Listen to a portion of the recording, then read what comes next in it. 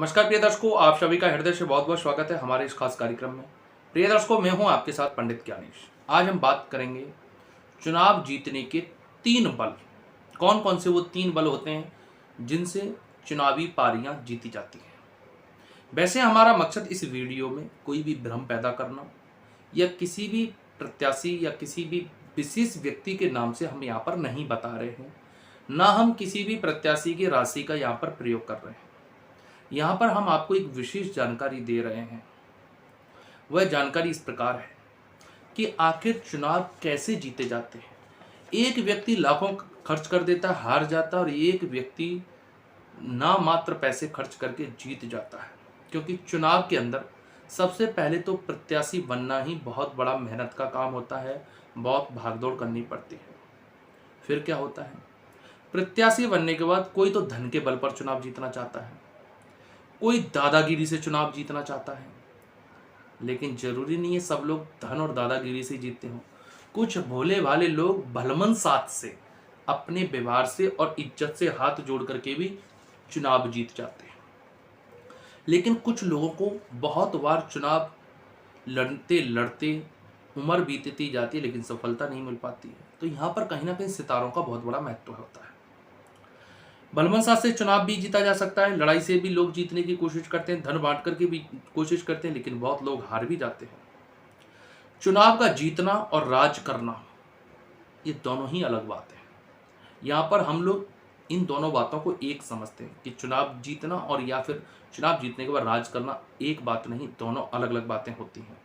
आपने कई बार देखा होगा, एक साधारण सा गांव का प्रत्याशी या शहर का प्रत्याशी कम पढ़ा लिखा होकर के जीत करके लोगों पर अच्छे से अपना राज करता और प्रेम बना देता है। लेकिन कई बार आपने देखा होगा, एक पढ़ा लिखा आदमी एक अनपढ़ नेता के पास अपना चपरासी जैसा काम मजबूरी में भाग्यवश करना पड़ता है। तो इन दोनों बातों में बहुत फर्क है।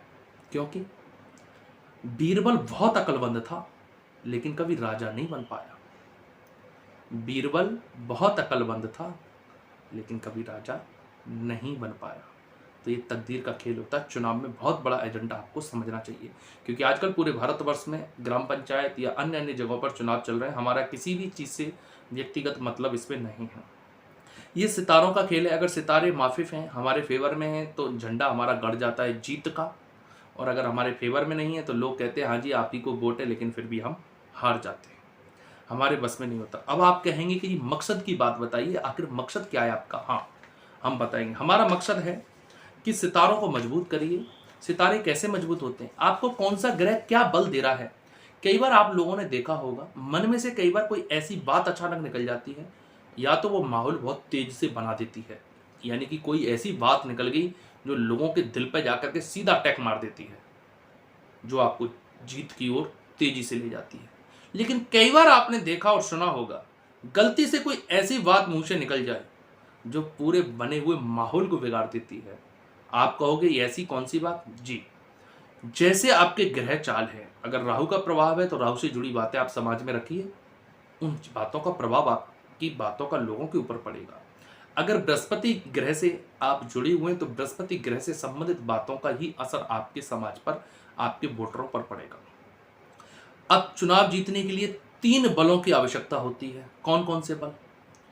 मानव बल, दूसरा होता है भौतिक बल, तीसरा होता है दैव बल। मानव बल में क्या होता है? मानव बल संसार का पहला बल है। किसी भी स्थान पर आपने देखा होगा, पता चलता होगा कि किसके साथ कितने हाथ ऊपर खड़े होते हैं, किस प्रत्याशी के साथ लोग खड़े हैं, उसके एक कहने पर हाथ खड़े कर देते हैं, उसके साथ खड़े हो जाते हैं और वह लोग अपनी प्रतिष्ठा कायम करते हैं। मानव बल पर चुनाव जीत जाते हैं। मानव बल भी 2 प्रकार के होते हैं, इसमें भी का और खा 2 शब्द जुड़े हुए हैं। पहला तो यह है कि लोग आपको देह बल से सपोर्ट कर रहे हैं, यानी कि शरीर से भागदौड़ कर रहे हैं, और दूसरा है जीव बल से, यानी कि अंतरात्मा से। दुनिया के सामने नहीं कह रहे हैं, लेकिन साइलेंट है, वो चाहते आपको हैं। इन दोनों की बदौलत आप जीत हासिल कर लेते हैं, और जब जीत की गिनती होती है तो आपकी जय जयकार हो जाती है। लेकिन यहाँ पर दूसरा जो बल होता है वो होता है भौतिक बल। भौतिक बल में क्या होता है? मानव बल के बाद दूसरा भौतिक बल का नंबर आता है। बिना मानव बल के भौतिक बल भी कोई महत्व नहीं है।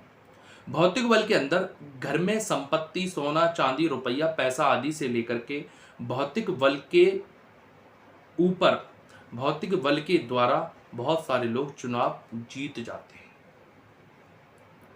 फिर तीसरा बल आता है, ऐसा नहीं भौतिक बल से सबको लाभ मिल जाएगा, ऐसा प्रयास करते हैं, बल्कि ये गलत है। तीसरा आता है दैव बल, यानी कि शक्तियों का, देवियों का, देवताओं का, गुरुजनों का, समाज का, आपकी बस्ती का, आपके गांव का, आपके साथियों का प्यार। इसमें क्या होता है, मानव बल और भौतिक बलों के अलावा जो सबसे बल आवश्यक है वो है दैव बल। इस बल को कुछ लोग अपनाते नहीं हैं, वो मानव बल में और भौतिक बल में ही समिटे रह जाते हैं। तीसरा बल का प्रयोग बहुत कम लोग करते हैं। अगर तीसरे बल पर अगर काम किया जाए तो चुनाव जीतने से आपको कोई शक्ति नहीं रोक सकती है। इस बल को समझदार लोग प्रयोग करते हैं। कैसे प्रयोग किया जाता है? दैव बल में आपको समाज को प्रसन्न, समाज का साथ, देवी देवताओं का आशीर्वाद प्राप्त होना ही दैव बल कहलाता है। और बिना दैव बल के मानव बल का कोई आज तत्व ही नहीं है। ना भौतिक बल का कोई मतलब है, ना मानव बल का कोई मतलब है। इसमें शक्तियां, विद्याएं सर्वोपरि हैं। विद्या और बुद्धि के कहाँ आपको कौन से तीर चलाने हैं, किस जगह पे, किस चौराहे पे, किस समाज में क्या आपको रखना है, यह सब दैव्य बल से ही प्राप्त होता है। ये शब्दों का चयन आपका निर्भर करता है और इसके बल पर आप आसानी से चुनाव जीत करके अपना झंडा गाड़ देते हैं। अब क्या किया जाए? इन सब में आवश्यकता होती है कि आपका ग्रह, आपके गोचर, आपकी नक्षत्र की चाल कैसी चल रही है। अगर ग्रह नक्षत्र के अनुसार हम समाज में पेश होते हैं, मान लीजिए राहु का प्रभाव है, तो थोड़ा समाज में आक्रामक भी होना पड़ेगा और झुकना भी पड़ेगा। गुरु का प्रभाव होने से व्यक्ति को सरल और धर्म से जुड़ी बातें करके ही जीत मिल सकती है। अगर बुध का प्रभाव है तो वाणी से व्यक्ति चुनाव जीत सकता है। शुक्र का प्रभाव है तो भौतिक चीजों से धन लुटा करके ही चुनाव जीता जा सकता है। शनि का प्रभाव है तो जनता में अपना भरोसा बढ़ा करके चुनाव जीता जाता है। तो चंद्रमा का अगर प्रभाव है तो माताओं और बहनों के फेवर की, उनके हित की बात करके चुनावों में जीत हासिल होती है। यह जन्म कुंडली से जानकारी प्राप्त की जा सकती है और आप अपने आने वाले कल को सुनहरा बना सकते हैं।